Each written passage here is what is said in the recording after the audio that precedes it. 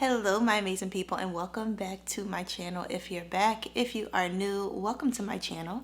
I'm Shayna and I have another case for you all today. This case was very heavily requested. If you don't know, I do have a case request form in the description box. It should be one of the last things that you see in the description box if you do have any cases that you want to recommend to me. When I first went live with my case request form, this case was requested quite a few times, like in the first couple of days. So today we're going to be talking about Kenneka Jenkins, and I'm sure many of you remember her name and have heard her story before. I would like to give my usual disclaimer, which is that this is all information that I have found online and compiled into a video for educational purposes. And without further ado, let's go ahead and get started. Thanks so much for joining.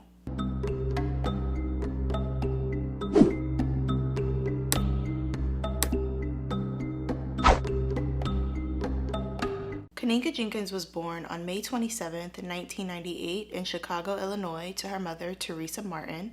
And growing up, she was always a beautiful girl. She was also described to be very smart, responsible, and according to some sources, she was actually working in a nursing home at the time of her case. She was extremely close to her mom. Her mom was actually battling breast cancer at the time and really leaned on Kenneka. Kenneka was in large part a rock in her family. Kenneka was a beautiful girl. She had a ton of friends. She was a very lovable and smart and kind girl. On September 8th of 2017, which was a Friday, Kenneka planned to go out with her friends, and they actually were going to a hotel party in the Rosemont suburb of Chicago at a hotel called the Crown Plaza Chicago O'Hare. This party that she was going to was in celebration of one of her friends' birthdays. She was 19, so she was of age to go out and do some things on her own, but she didn't really want to tell her mom that she was planning to go to a hotel party, and she also relied on her mom to let her use her vehicle. So she told her mom that she was gonna go bowling with her friends and then go to a movie theater afterwards. And with this information, her mom Teresa let Kenneka take the car, and she left around 11 p.m. that night. Kenneka and her friends arrived at the hotel shortly after 1 a.m. They made their way up to the 9th floor, which is where the party was. And this was a pretty big party with people crammed into the hotel room. And there's some sources that say there were multiple hotel rooms that were used for this party. The amount of people that were there were making quite a bit of noise that led to some noise complaints in the hotel that evening. Kenneka's friends were very active on social media that night. So they were posting on Snapchat, they went live on Facebook, and we know that people there at the party were both smoking and drinking. Kenneka can be seen in the background of the posts on social media, and she appears to be fine. It seems like she's just enjoying her time with the people that are at the party. And Kenneka's friends saw her drinking one cup, they said. They said they saw her with one cup of Hennessy. And while she seemed to be fine and aware of her surroundings, it did appear to them that her mood was up and down throughout the course of the evening. One person mentioned that she didn't seem to be acting like herself. She danced for a little bit before sitting down, and she really didn't seem to be as happy as she usually was. Someone also mentioned that they saw her swaying back and forth at some point, not being totally steady on her feet. The last correspondence that Kenneka's family would have with her was a text that she sent to her sister at 1:30 a.m. that night. The last time that we see Kenneka in a social media post was around 2:30ish, and she seemed completely fine. She was walking around at the party and seemed to be socializing with everyone. She and her friends decided that they wanted to leave around 3 a.m. So of course they began gathering their belongings and start making their way out of the hotel and towards the elevator. But as they're on their way out, they realize that they don't have Kenneka's phone or her car keys, and they need her keys so that they can all get home. So they tell Kenneka to wait where she was standing while they go back, get the belongings, and come back so they all can leave. This is a part of contention in the case because her friends changed the story a few times about where they actually left her that night. They mentioned that they left her at the elevator on the 9th floor. They also mentioned that they left her in the lobby on the main floor. So we don't know with absolute certainty where Kenneka was left alone, but we do know that her friends did leave her by herself to go back and get her belongings. At 4:34 a.m., Kenneka's mom, Teresa, got a frantic call from her friends basically saying that they could not find her. They said that they had her phone, but they had no idea where she actually was. And at this time, they let Teresa know that they left Kenneka in the hotel lobby for about 20 minutes to retrieve her belongings, and then when they came back, she was nowhere to be found. So of course, it's the middle of the night. She's confused, but she's trying to figure out what is going on, and she asks the friends how long Kenneka had been missing for at this point. The friends let her know that Kenneka had already been missing for about 2 hours. And remember, she had no idea that Kenneka was even going to a hotel, so that added to the layers of confusion that she was experiencing. And she's like, okay, I need you guys to calm down, slow down, take some time and look for Kenneka. And on the other end of the phone, she can hear the friends panicking and kind of freaking out because they really have looked for her and they have no idea where she is. But Teresa figures if they just take a minute, take a breath, look again, they'll be able to find her, and that this all might just be a big misunderstanding. So the friends take a little while longer. They check the lower level of the hotel. They speak with the front desk and ask for help, but they have absolutely no luck in finding Kenneka. So when they let Teresa know that there was still no sign of Kenneka anywhere, Teresa tells the friends to drive her vehicle to her so that she has a way to get back to the hotel and talk to the hotel staff. And also look for Kenneka herself and see what on earth is going on. So her mom makes her way down to the hotel. She looks around for a little bit. She lets the hotel staff know the situation.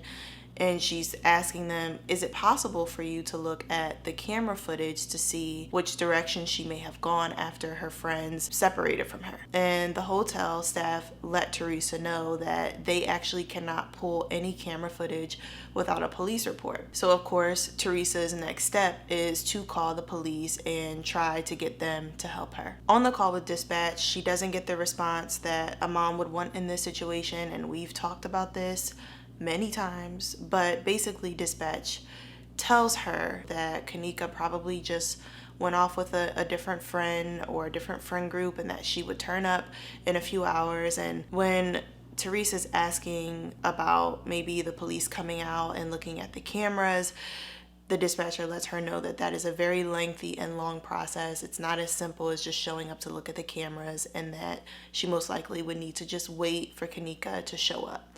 And I've worked in businesses before where cameras are easily accessed. Actually, I've worked in retail. I've worked in like 4 different retail stores before, and all of them, you can literally just go in the back and pull up the cameras and you can play it back in real time. But it really just seemed like the hotel didn't want to get involved. Like they were looking for a way to not help. But after calling the police, Teresa feels kind of alone because the police are telling her she actually has to wait, and the hotel is telling her that they can't do anything at all without a police report.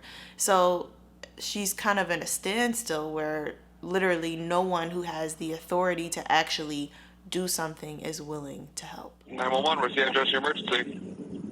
Yes, I'm at the Crown Plaza at O'Hare Airport, and I was calling because my daughter came to a party here last night, a gathering with her friends, and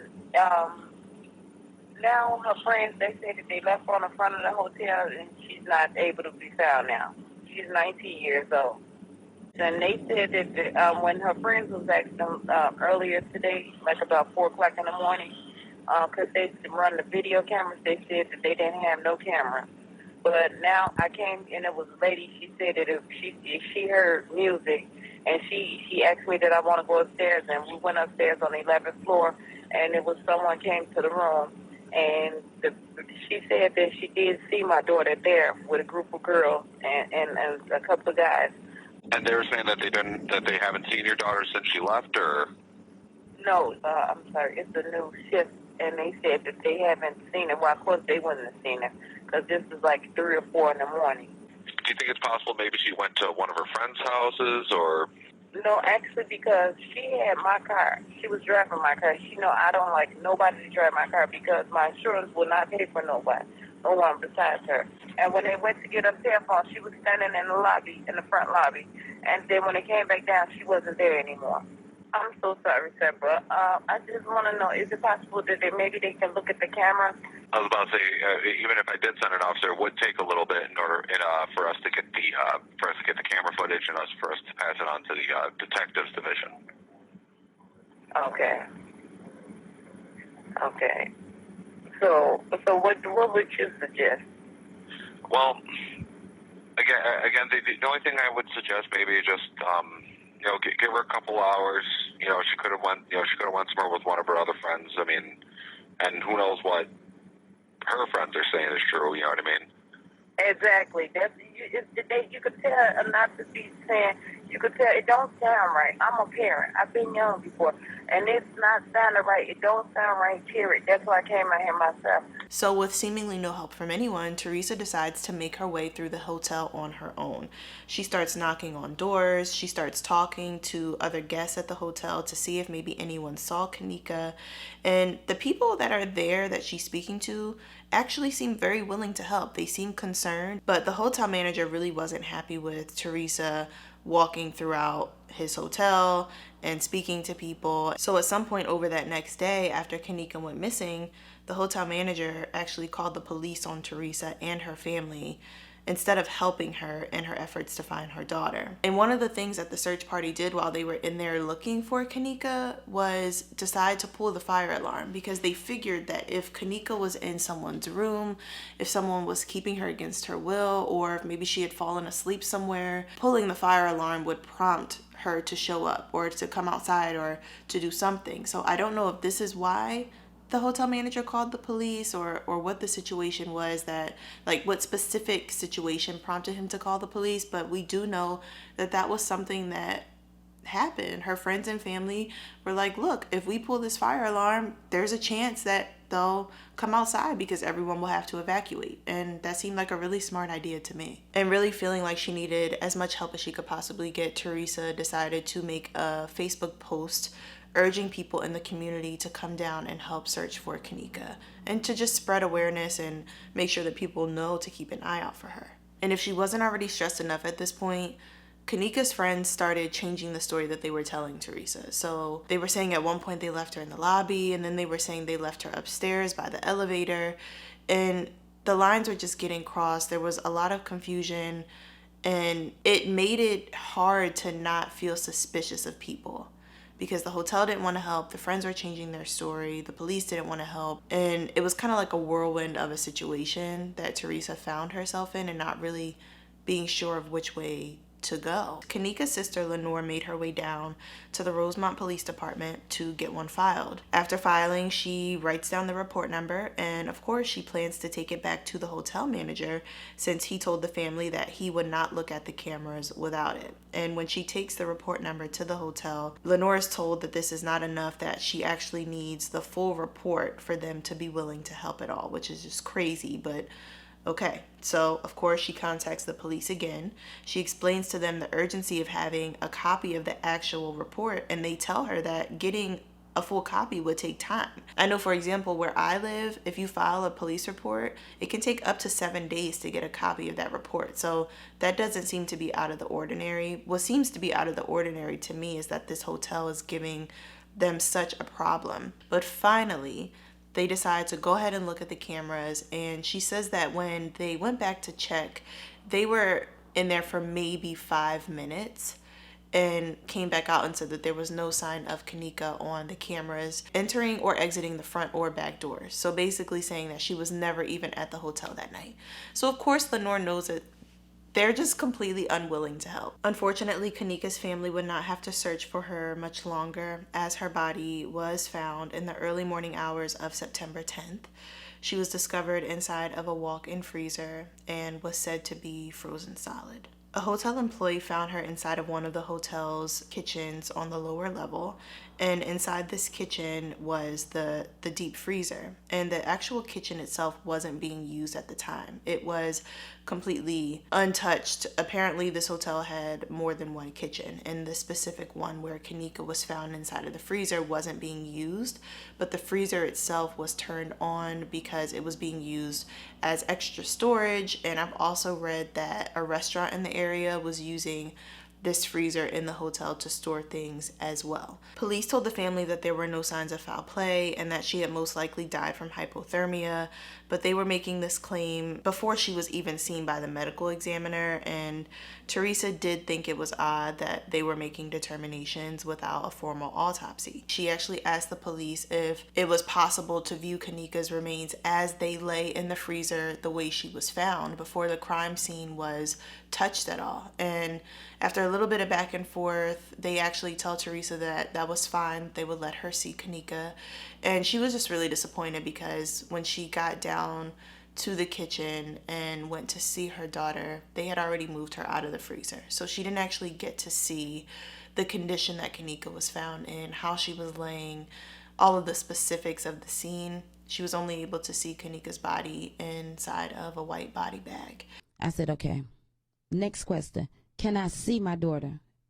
How she died? You know, how she laid in the freezer. As you know, I wanted to see her. He said, the detective stated yes. An hour or two went past, give or take. The sergeant come in with a very rude attitude. No, you cannot see her. It's against our procedures, our policy. You can't see her. So I asked him, with the card that the leading detective gave me, is it possible that he can write his name on the back of the card? He stated yes. After he stated yes, I said, and as well as your badge number. And I hear him whisper to the detective, badge number. So then he said, as everybody getting ready to round up to go, he said, you know what? Hold on, I'm gonna speak with the coroners and see what they can do. So here we go, hours later. 5 hours, maybe a little bit more, but rounding it off, 5 hours later, they come to me and states, only I could come see her. Me, I'm allowed, and I could bring one more other person with me. That's when they allowed me. They walked us back there. They said, wait, this is a crime scene. You are not allowed to take any photos. You can't touch, and don't touch anything. And they watched us as if we was there. Like we was involved in it. It seemed like the crime scene was on us, not what went on with my daughter. At this time, they had removed her from the freezer. I asked them, yes, they removed her from the freezer. When they removed her from the freezer, about time we came 5 hours or plus later, more later, rounding it off, Kenneka was laying on a stretcher in a white body bag already. So you never saw her? I never saw her. And Kenneka's mom felt very uncomfortable in all of her interactions with the police from day one. Like, she felt as though police were looking at her under a microscope when she went down to look at her daughter's body. She felt kind of like she was being treated like a suspect in the situation, and it was just very uncomfortable for her. So she actually did get herself an attorney just for her own protection.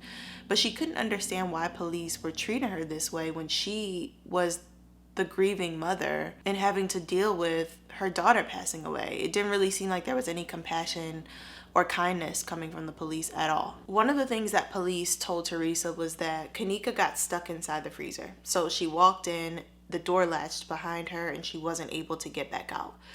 And Teresa was smart. She asked to see the freezer. She knew that there probably had to be an emergency release latch or a button of some sort. So she asks the police to take her inside the freezer.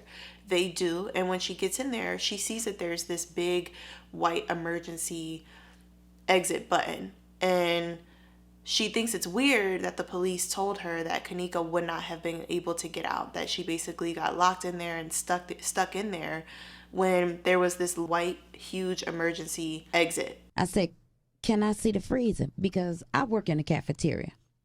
So you can't tell me that she walked in this freezer and couldn't get out. Every freezer has a release button or some type of handle, whereas you can't get locked in this freezer unless you've been locked on the outside. You get locked in from the outside. Which would have taken, obviously, somebody else to do purposely. To do it, right. Yes, That's exactly. what you're saying. Yes. There's no way she could lock herself in by herself. Exactly. Now, the leading detective stated to me, she just walked in the freezer. Mm-hmm. This is before I told him I worked within the cafeteria. Right. She walked in the freezer, and when she walked in the freezer, she walked in. He never mentioned it was a double freezer. Walked in the freezer, closed the door behind herself, and just froze to death. Right. So, I wanted to see it. Yeah. I said, so she couldn't get out? He said, no, she couldn't get out. Because once you locked in, you locked in. Right. But he doesn't know what you know about freezers at that time. Exactly. When I go back to the freezer, they had both of the doors open. And I'm like, here go a glow-in-the-dark plastic release button, big white glow-in-the-dark. I said, so is this a release button? He said, the detective said, yes. And the sergeant standing back there with us as well. As I said, we're being watched as if we're the criminal, you know, or we did this to my daughter, as if we was going to get arrested. So he stated, I asked him with the other freezer, you know, the second door. I said, is this a release button? Big white button. Maybe, as they say, you couldn't see, but it was lightning in the freezer. I say, there shouldn't have been no way that she shouldn't have been able to get out these doors. I thought you told me, and I asked the detective, you said that she couldn't get out. How is that when is, you know, release buttons on each one of these doors? And he just shook his head, you know. This was one of the first things that kind of made her antennas go up, that police were concluding that Kenneka got stuck when there was a very clear way for her to have been able to let herself out. And as she's walking out of the freezer, Teresa sees this camera literally right above the walk-in freezer. It's literally right there. It would have captured, without a doubt, anyone going in or out of the freezer. So as she's leaving, Teresa's like, there's a camera right there. Did you get the footage? What is the situation with that camera? Can we check that one? And she felt blown off by the police. She felt like they were not going to check the camera. She wasn't sure if it wasn't working at the time.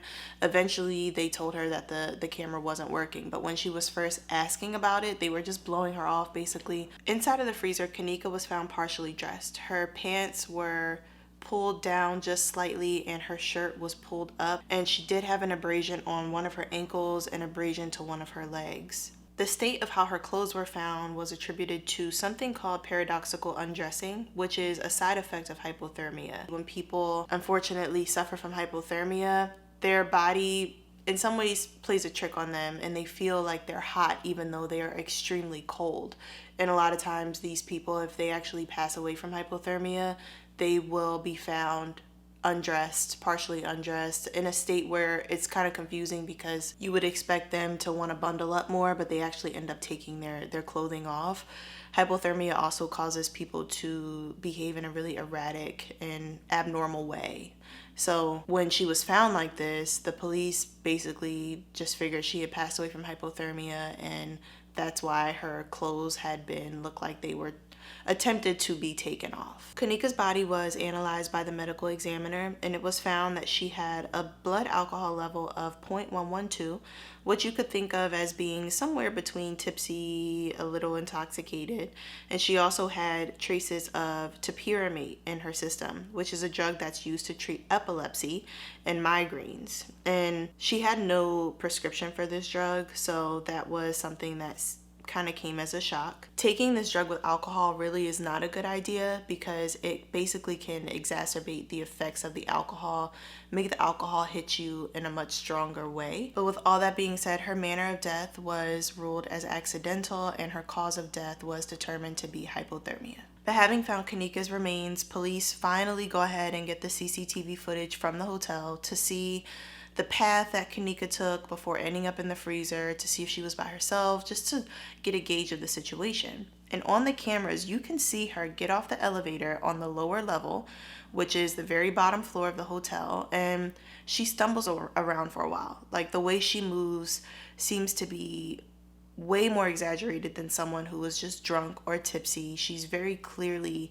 inebriated and looking for help. Like, she's trying to find her way out of where she is, possibly maybe thinking that her friends had actually left her behind. It's very clear that she's in a state where she doesn't really know what's going on and she's very disoriented. She can be seen walking into the unused kitchen and making her way into or toward the walk-in freezer. The camera right above the freezer, allegedly, like I told you, was not working, but we can see her go in that direction and there's nothing else over in the corner that she walks towards. So we know after the point that we see her kind of stumble through the kitchen, she ends up in the freezer. And no one is seen walking out of the freezer after this. It's just very frustrating that we cannot access the camera over the freezer. And This is another thing that seems like a very common theme.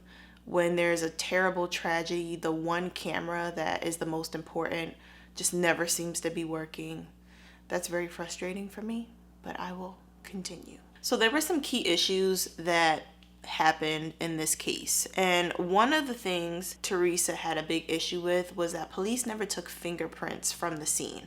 They never fingerprinted the freezer. They did very little forensically, and Teresa really had a big problem with this. She also really wanted the FBI to get involved on her daughter's case, and it has been alleged that the FBI offered to the Rosemont police some sort of assistance and help in maybe cross-checking the case, but Rosemont police declined. Now, I can't confirm that, but that is alleged.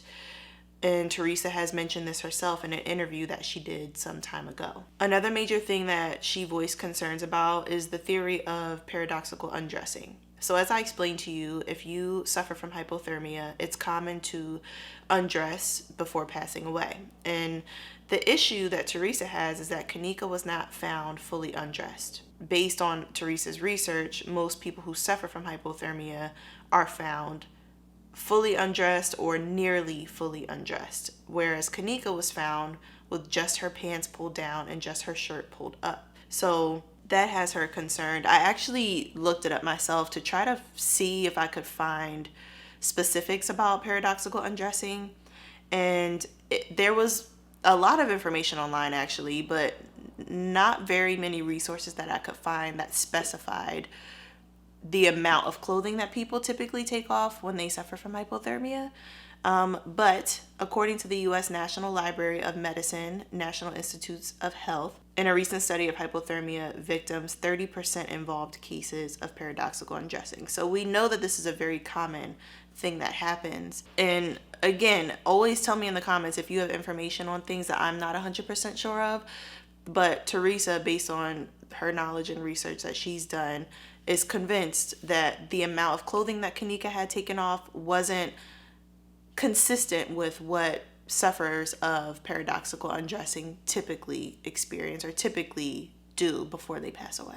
And this isn't a police problem per se, but one of the things that was interesting to me that Teresa mentioned in her interview was that when she looked at Kenneka's face in the body bag, Kenneka had kind of this like disgusted look on her face, like she was frowning, like something was wrong. And Teresa mentioned that in her normal everyday life, she knew that face on Kenneka. Like Kenneka would make that face when something was wrong, like if she was mad at somebody or if she was upset about something. It kind of made her stop in her tracks for a second, because that facial expression that Kenneka was making kind of had her feeling like Kenneka wasn't alone in that freezer that night. Now, if you followed this case back from when it initially took place, then you know that there are many theories out there. Now, while I think that some are reasonable to review and others might be a little kind of outlandish, I will talk about all of them or a handful of them with you. So the first theory is that the tape was tampered with, that the tape that we've all seen that police released to the public of Kenneka before she ended up in the freezer was tampered with in some way, and that there was editing done to the cameras, that there was someone else on the camera with Kenneka and they chopped parts out of it so that this other person could not be seen. And that would explain kind of the delays and why they didn't want to turn over the footage to Kenneka's family or to police right in the very beginning. Basically, people feel like maybe the hotel staff destroyed footage from that main camera above the freezer, and that's why it was said that that camera just wasn't working that night. Regardless, basically, people think that there was someone following Kenneka and that they were somehow edited out of the footage. That's number one. Number two, people really have this feeling that Kenneka was drugged at the party by someone who had access to an untraceable drug. So apparently there were males at the party, boys, young men at the party, who were making Kenneka and her friends feel a little uncomfortable, which then led people to think, okay, maybe one of these men somehow drugged Kenneka, slipped something in her drink, and it just didn't show up on the autopsy. It was untraceable in some way. And the theory is kind of pushed by the way that Kenneka was behaving in the footage, how she was seen walking really unsteadily staggering around, kind of losing her balance. And I suppose it's possible. The third theory is that her friends had something to do with her passing, and that explains why they changed their story about where they left her on multiple occasions. There is a concern, which this is number 4, that Kenneka was asking for help in the background of one of the Facebook live videos. And this has been discredited because she was seen after this video was posted in another live stream looking completely fine. But there is audio that I will play for you right now where apparently people believe that Kenneka is asking for help in the background.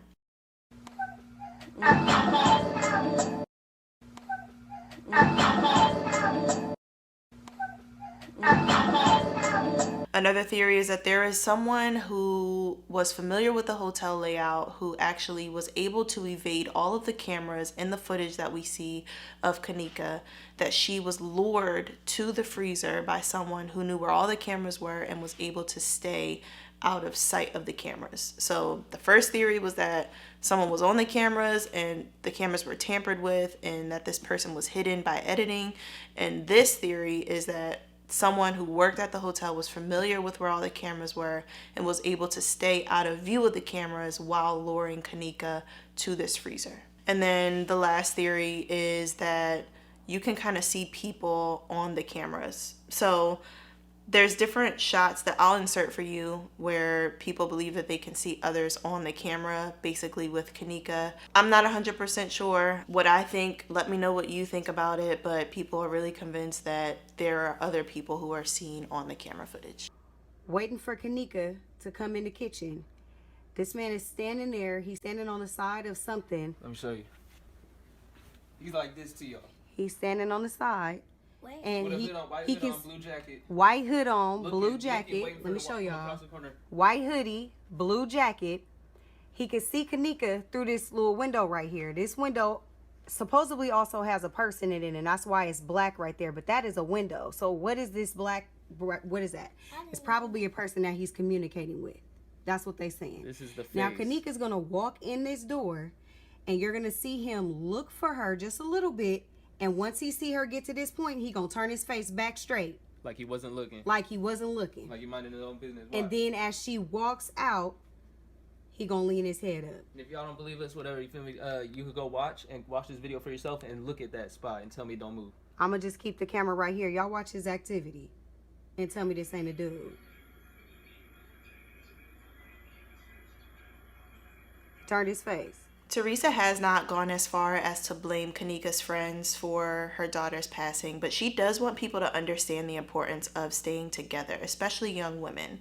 She's talked about, strength in numbers, especially when there's alcohol involved. Basically, just why you should never leave your friends alone under any circumstances. And she's talked about loyalty a lot. But obviously she has not gone as far as blaming the friends.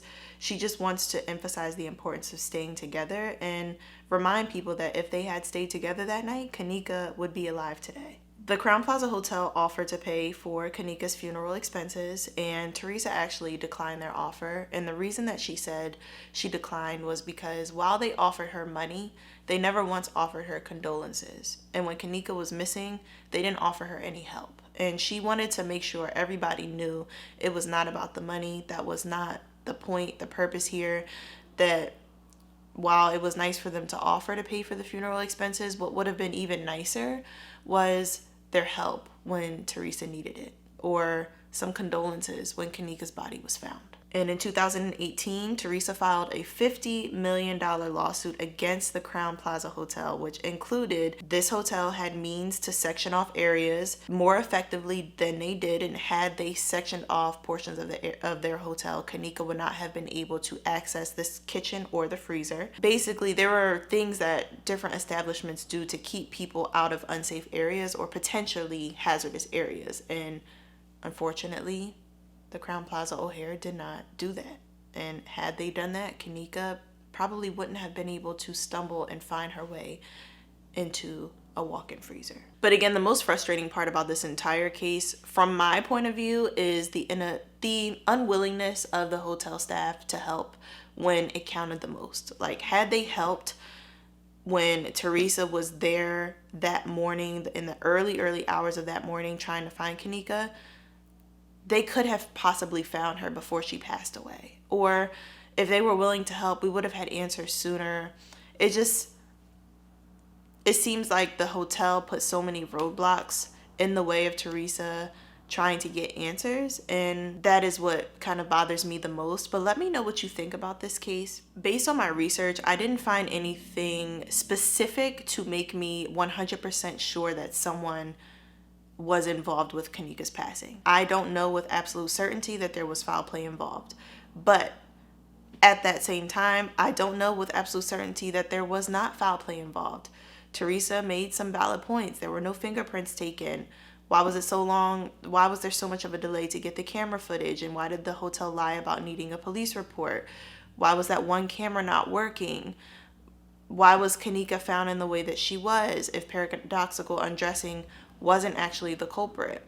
So I understand Teresa's point of view as a mom who feels like trusting the integrity of the investigation was ruled out as an option when the police started off this whole ordeal in a very untrustworthy way, and in a way that made Teresa feel like she was a suspect in her own daughter's disappearance and death.